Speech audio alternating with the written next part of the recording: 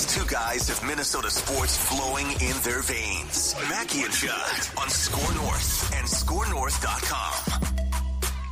You know what old Macadac did last night? Had to go get some eye drops and a couple other like things that you would go get at like a farm, not like a prescription, but just like I needed to go to like a drugstore situation.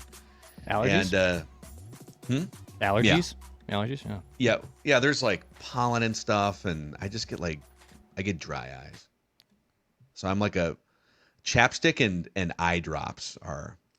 I think I'm addicted to chapstick, and then the eye drops like twice a day. Here's the thing with chapstick. I don't like wearing it throughout the day, but it's like the thing before bed. The last thing I'm doing, I literally put on some chapstick and then I fall asleep. So I don't like it on during the day. Okay, I need it on during the day because I'm addicted to it now. But I agree on the nighttime thing. You don't want like dry lips, licking your lips, going to bed. I'm not a chapstick guy at all. You're immune to chapped lips. I've got a huge. You know what? I don't have. Knock on wood. I don't deal with it too much, so I might just have enough moisture in my lips to not create the problem. I don't know, but I'm not a chapstick guy. I don't like the taste, and like if I put it on, I can't stop like running my tongue and like tasting it like that. Okay. I just don't. Do you use? I have a question of that. Do you use hand or face lotion? There's no way Judd does. Lotion? No, I'm not a lotion guy either. See, you come from a generation of men where, like anyone, I feel like any guy over about 45 or 50 years old. Yeah. They have like, I don't know how you don't have just completely cracked skin all the time, but no lotion, no chapstick. Actually, that's not true. I got a friend who's in his 60s who is a big chapstick lotion guy. So it's more a me thing. So that guy's in the minority. Yeah, I think this leans Judd. I got into that. That was one of the few early pandemic things Dex started to get into was skincare. And I have a facial cleanser. I have a moisturizer. I tried a toner for a while. Didn't really like it. Made my skin break out. But I moisturize every day, especially the face. If I came on this show, though, like right now during this discussion, and I said, you know what, guys? Yeah, actually, I've got a lotion routine. I've got chapstick in my drawer here. I feel like you'd be like, you do? Doesn't but how seem does like how does your face not get dry? How does it not, you know? Yeah. Like, how can I even tell? Well, like it looks for me, it looks it's great, oily. By the way. I did have a lot of acne as a kid. I think I have an oily face. Okay. Yeah. And I think that's why. Okay. And for me, when I get out of the shower, if I forget, I'll notice because I'll feel like, like my skin like instantly feels like it's super dry. Yeah, I'm with Dex. I don't know. It's a dry skin. No, I'm guy, good. So I'm good. My hands do crack though. In winter, that is a problem. I do have to use lotion at times because it'll start to crack. And the worst part is when it cracks and you put the lotion on, it can sting. That's why you got to get to it early. I know, but I don't, and that's my problem. Yep, but that's all I got. So anyways, I was looking for eye drops yesterday, and I went to a grocery store, sort of drugstore combo, and I did walk by the frozen pizza section, and lo and behold, staring at me was a Pep's Legit pizza. Oh, take me home. Take me home. So I opted for just the 3 cheese flavor because then you can put your own garlic on. Now it's perfect as is, but a little crushed red pepper. Pep's Legit Pizza, the best frozen pizza on the market in this pizza expert's opinion. Stone baked, cracker thin crust, zesty tomato sauce, exceptional ingredients, and you can have that authentic at home pizza parlor experience at home with Pep's Legit Pizza. Also, Twins tickets are available right now, Dex, before we get into Mackie, Judd, and Dex fire someone's ass here on the podcast. Yeah, Twins.com. You got the Brewers coming in this weekend. We have Seattle. Plenty of great options for Twins fans. You got the My Twins membership plus the 612 Saturdays, which gives you a discount on food and drink. So go to Twins.com to learn more. So you may have noticed that Mackie and Judd's been a little bit just different this week because we've moved the scoop segments with Doogie into Flagrant Howls and Purple Daily and sometimes the SKOR Twin Show to create kind of just a blanker canvas on what's essentially the OG show here on SKOR North. I think it's 11 years now we've been doing the old Mackie and Judd show, radio, 1500 ESPN, and then SKOR North. And so for these Thursday episodes, we thought it'd be fun to bring back, and we've had people email and tweet at us, whatever happened to this segment? Whatever happened to that segment? You guys used to do this every single week. And so we've taken stock of some of those fun, sometimes old segments we used to do, and we're going to bring them back and mix them in to the Thursday episodes of Mackie and Judd. And one of them, the one that we get the most requests for, is Declan fires someone's ass. And I think we can just expand it because there's a lot of people that deserve to be held accountable in sports and in life. Yep. It's just going to be Mackie, Judd, and Declan fire people's asses. So, Dex, if you want, you go ahead and take the lead if you want here. Okay. Well, it's a non-sports one, and it's something that I really noticed yesterday. I was running one last errand before I head up north here for a bachelor party. Needed some water, needed some and like some chips, like a party, like those big party box of chips. So just a quick in and out. This is going to be a very simple run at Target. Like the mini bags of chips, like like the Lay's and the... Yeah, like the 45 bags of chips, and, I'll come back and no one ate all the Lay's Originals or something. One of those boxes of chips. And I go to the self-checkout line, and it's 9 people deep, some with full-on shopping carts of, like, their entire household items. I have literally 3 items in my hands, because I'm carrying 2 things of water and a box of chips. And it takes me like 10 minutes to get through this line.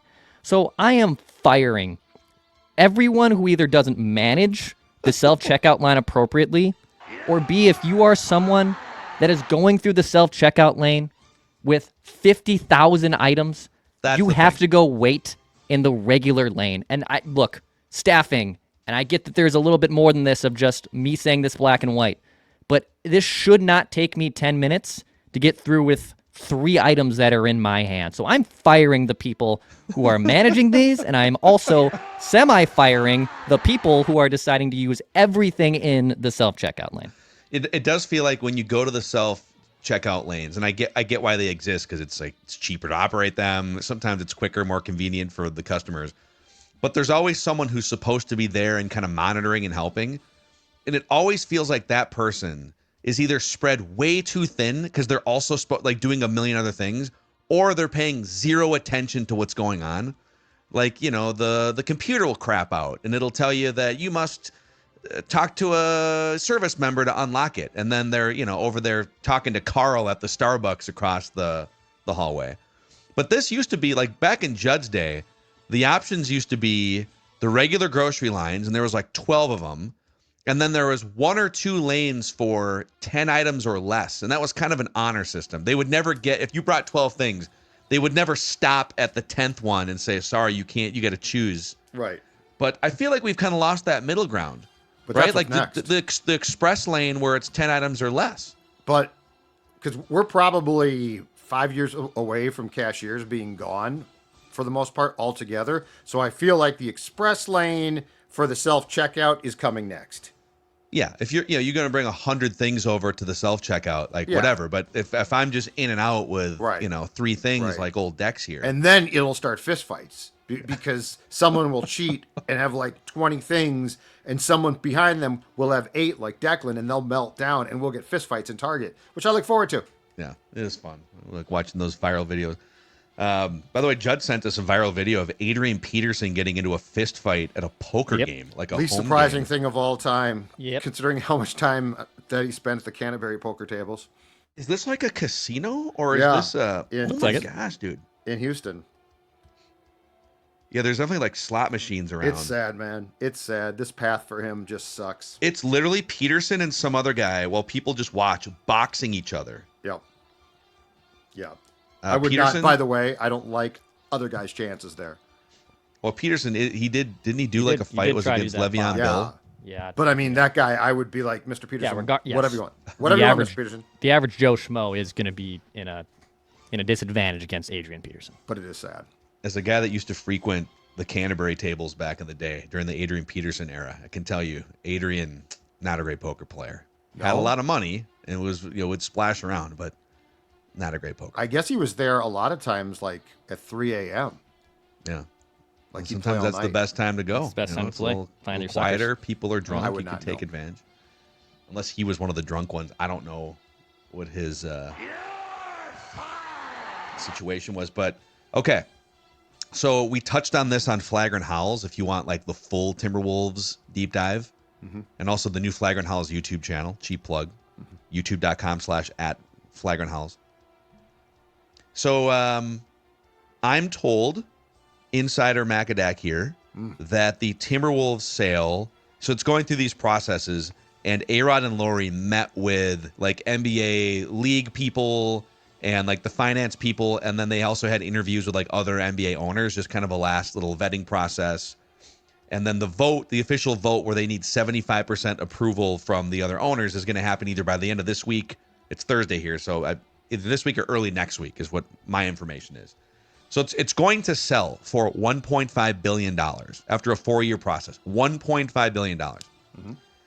According to Forbes, and this is like a few months ago, so it's probably higher than this now. The Timberwolves are currently valued at $3.1 billion, and the Lakers yesterday just sold for $10 billion. So one more time, Glen Taylor's financial advisors, you're fired. Good Lord. Well, and whoever said, "Oh yeah, agree to this deal where they'll make payments," like it looks far worse now. If he had just cut bait and sold for that price in 2021 or so, it would still have been cheaper, but we wouldn't be talking about it now. It is. And by the way, the Buss family, they negotiated a $10 billion. That's the Lakers. It's a different. I'm not comparing Lakers and Timberwolves. It is one of the most valuable. It is now the most valuable franchise in all of world sports. But the owners of the Lakers got the $10 billion valuation, the cash out, and kept 15% equity in the team. And Jeannie Buss is the controlling governor. She's going to still like basically run operations and stuff, or at least represent the ownership group. So they're going to continue to, if that value goes up, they're going to continue with 15% minority stake. In this case, Glenn put the team on layaway for 4 years. Yeah. And Mark and Alex and he's out, by the way, like out because there was a falling out. He was initially going to keep like 20% as a minority owner, but then he got all litigious and weird. And so then they had a falling out, and they just brought in Michael Bloomberg to completely buy him out. But Mark and Alex could literally turn around. I don't know if you can do, there must be you have to probably own the team for a certain amount of time before you can actually sell it again. But if they turned it around and sold it, they would get double the valuation. Correct. Of the sale price that's going to be official here in the next few days. And can you imagine if and when they do either build or get help with an arena, what does that price go up to then? Because, like when the Vikings finally stuck to it and got the stadium now, your valuation just goes through the roof. Yeah.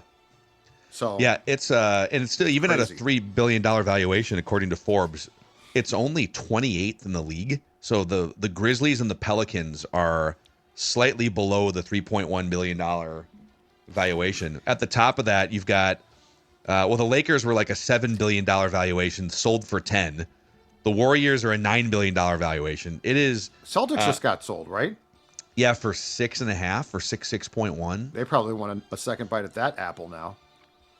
Just turn around, man. Apparently, you can just turn around and flip it, sell it for Sports $9 flipping. billion. Yeah. Let's buy a team and flip it.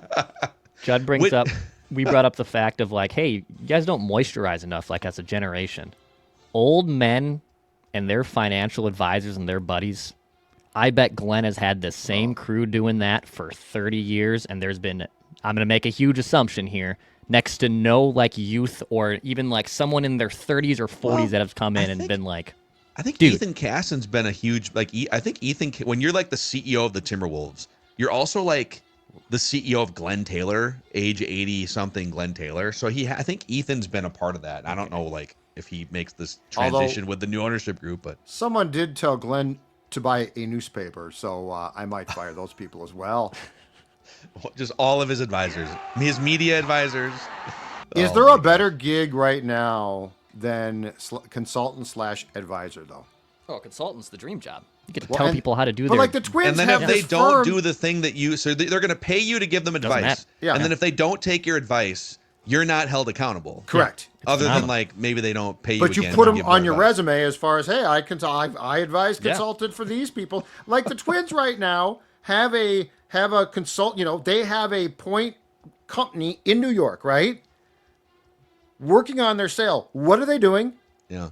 Well, dude, didn't Glenn hire a consultant a couple different times when they were searching for didn't Yeah. they hire a consultant that eventually led them to Tom Tibbs. Thibodeau? Corn Ferry. Yeah, Corn. Yep. Remember Corn Ferry? Here's Yeah. $200,000. Ferry. Find us Yeah. some basketball people. We Yeah. found this guy named Tom Thibodeau. Yep. Okay. Yeah. Wasn't he just in the Eastern Conference semifinals last year? What's going on? Hey, there's this guy named Tim Conley. Who?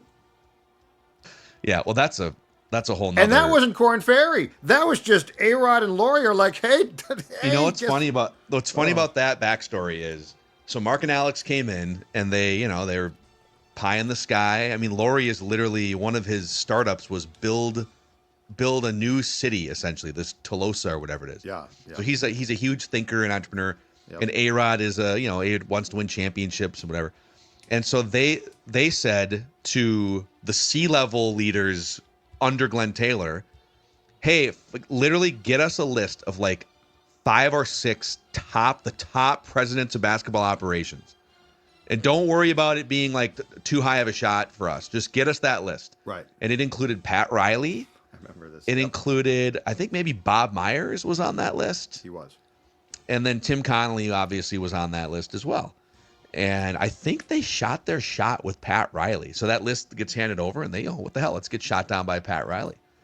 But when they then, I don't know who exactly presented the list to Glen Taylor, Glen laughed and said, even Tim Connolly, why would any of these people ever want to come to the Timberwolves? And Mark and Alex that's what we have to change around here. Yeah. And money talks in some regards, but let's make this a cool place to be, man. And That's so why you've cut the price on your team to us by so much that we're basically robbing you blind for the Timberwolves. Yeah, we know we can double Tim Connolly's salary because the valuation of this franchise will go up to $3 billion apparently in a couple of years. So, Okay, Judd, who are you firing? I am firing, and this goes back to a discussion we had a couple days ago, but I am firing whoever is head of production for big events at ESPN. And you know what I'm doing? Yeah. I'm hiring the Turner people because you know what? Turner, when they have a big event, they make it feel special. Heck, they make regular games. They got the studio show right. They set a tone. I don't know exactly what that tone is, but you know it when you see it, right? This feels like a big game. The announcers are top notch. The production is top notch. They treat it like it's more literally ESPN treats every production the same. I would liken it to fast food. It's good enough. It's not bad. It's lunch. Okay, on a Wednesday night, it's dinner. But it doesn't ever feel special. Yeah, there's not a guy in the bathroom, handing you paper towels and pumping lotion into your hands, though. I mean, let's up the quality here, the experience. We're complaining about the NBA Finals right now, but this is true of the Stanley Cup. This is true of everything ESPN does. It feels like you're going to a drive-through restaurant, and look, it's sufficient. The game is on, but it has no feel to it. No feel. It used to. They used to do a far better job. But I am firing them, and I'm stealing the playbook from Turner because whatever Turner does, they give things the proper feel and the proper, big, this is important. There's a big game get it factor for Turner Sports over the years. And I think the most important thing is, especially with what they've done with basketball coverage, there is a don't take themselves too seriously at the same time vibe to the pre-half and post-game show. Yeah. They'll go on rants and they'll be serious and they'll get after each other, but they also understand that we're all just kind of dicking around here, right? And ESPN, they've hitched so much of their coverage of basketball and NFL, but basketball mostly, to Stephen A. Yeah. And it's Stephen A is not playful. Stephen A is just a very serious, egotistical take monster. Yeah. And I think he should be there's a place for him.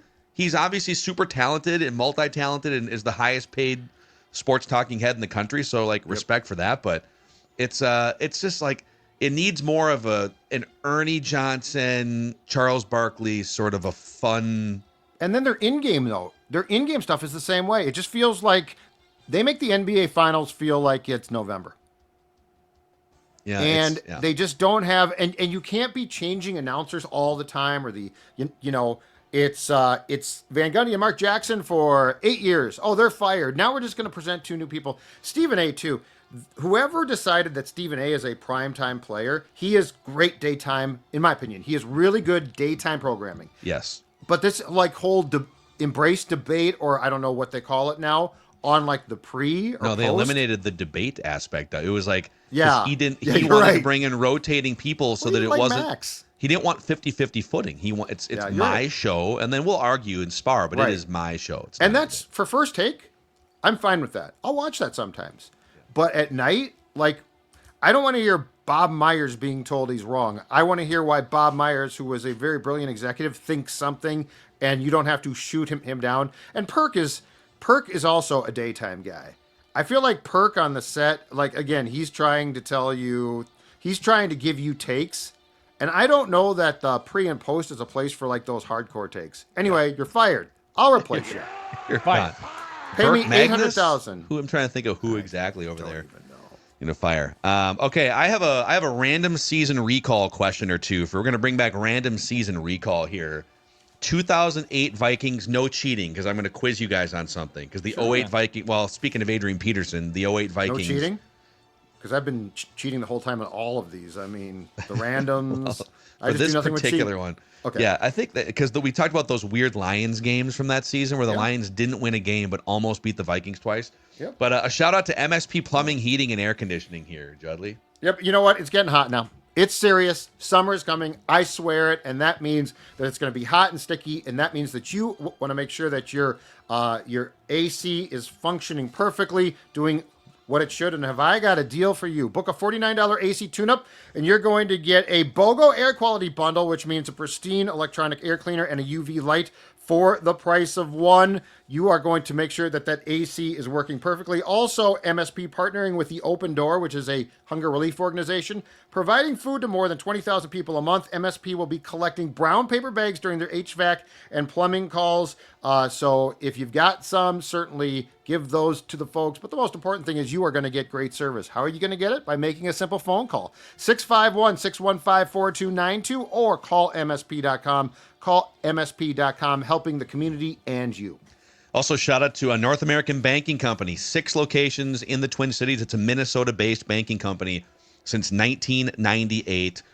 They've been delivering a better banking experience over those 27 years or so. So whether you're buying a home, tackling a renovation, financing a car, or just looking for a better checking and savings experience, nabankcode.com/Mackey to learn more. That's nabankcode.com/Mackey, member FDIC, equal housing lender. And Dennis Kirk, shout out to Dennis Kirk for powering these podcasts and helping those riders out there, motorcycle riders, ATV riders, UTVs, dirt bikes, through riding season. DennisKirk.com has over 185,000 parts, apparel, and accessories.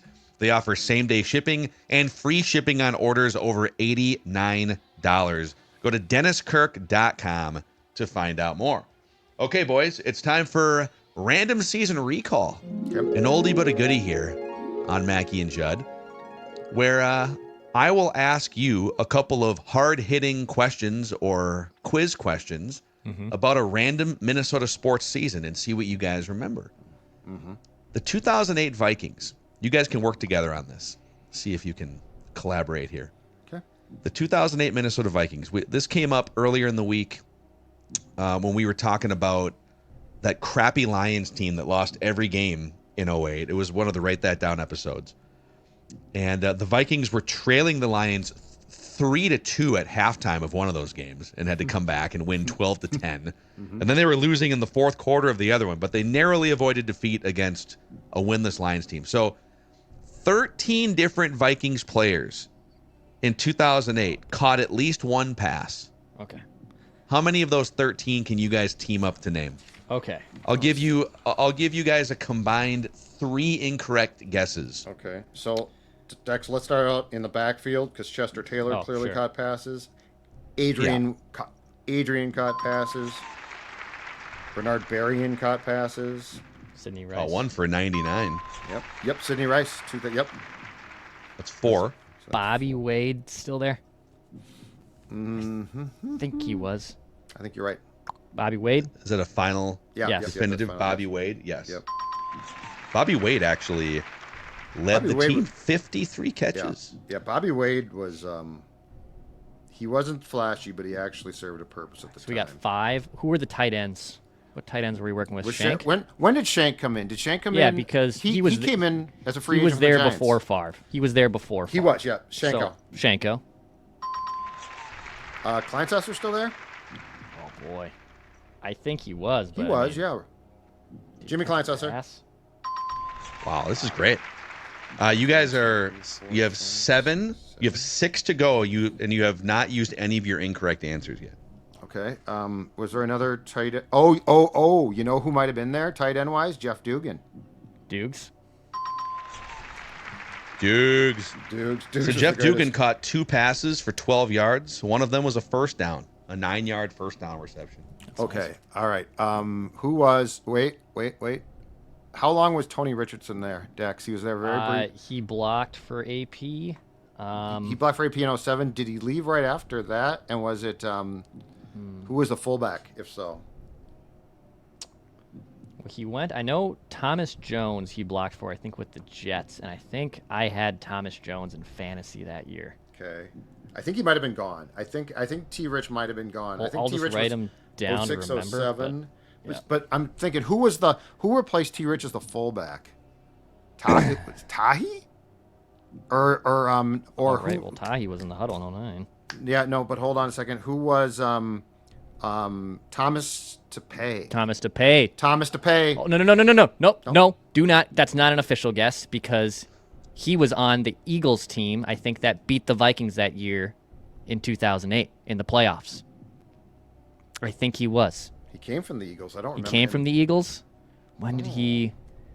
But if Okay. No, but Because- didn't DePay succeed T. Rich as the fullback? Doing I'll it. then they released I'll him give you the quickly. answer. Yes, he did He did? succeed Okay. T. Rich. Okay. But then you have to figure out the timeline.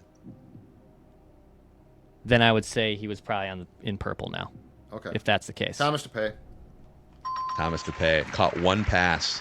Well, he got cut, and they accused him of lying on his. They said he was hurt when he got here. You remember that got ugly. Lying on his resume. He didn't actually play for the Eagles? What So happened? there's 13. Okay, we're missing. So you've yet to burn an incorrect guess, but you have 9. There's 4 to go here. Okay, we're missing receivers, Dex. Wide receivers. I'm sorry. Varian You're Rice. missing in terms of like where they rank here. The guy who caught the 6th most passes, the 8th most passes, the 10th and 11th most passes. Boy. Okay. Sidney Rice, Berrien. One of the names has already been mentioned. Oh, Andre Allison. Wow, that's a pull and a half right there. Nice. Turn to kicks. Nice. So- nice, That's nice. 10. 3 left. Yeah, Allison caught 10 passes for the Yeah. 2008 Vikings. Okay. Was not a final answer. Was Renaud there? Darius Renaud. Darius Renaud? They traded him in 2010 in the Rosenfeld trade to the Giants. Darius Renaud was around. By the way, 1 minute left on the clock for timing purposes because I know you got to record Purple Yeah, Access with yeah. Chipper here. Yep. It's a good performance so far. Should we throw We him can out? go Dex? Renaud, yeah, because I'm running out of. Darius options here. Renaud, not on this team. Okay, so he No. was later. All right. Allison. You said a wide receiver we still have? There's, in terms of position classification, there's a fullback, a tight end, Oh, Thomas or Tahi. Tahi.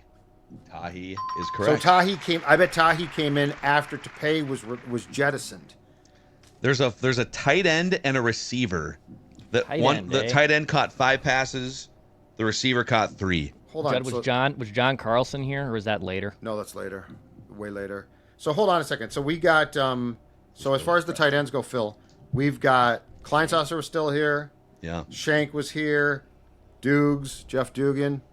Kleinsasser was kind of a hybrid. Yeah, This guy was a little bit of a hybrid, but I think he came in more as a tight end. I don't know. Boy. Both came from other organizations before this season.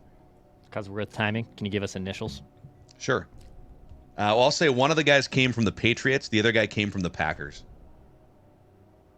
The tight end Ferg. came. Ferg is one Robert of them. Ferguson. Robert Ferguson. Ferguson. And then the tight end came from the Patriots, if I recall correctly. Oh, Was it Garrett Mills? Wow. Oh, the sports dad. Wow. I did cover the team. Garrett Mills, yeah. The Garrett sports Mills. dad. Pulling Garrett Mills. Garrett Mills. God, I can't remember what I Put had it for on the breakfast. gram. I remember Garrett Mills. Yeah, put it on the gram, damn it. I haven't lost my mind yet. Not yet. All right. You've got to go record some Purple Access with our guy Chipper. Declan has to go comb his mustache and check on the locksmith Trimmed it. work. Yep. Nice. Looks And, good. and prepare for a bachelor party weekend. So, yeah, this is Mackie and Judd, the original SKOR North podcast here.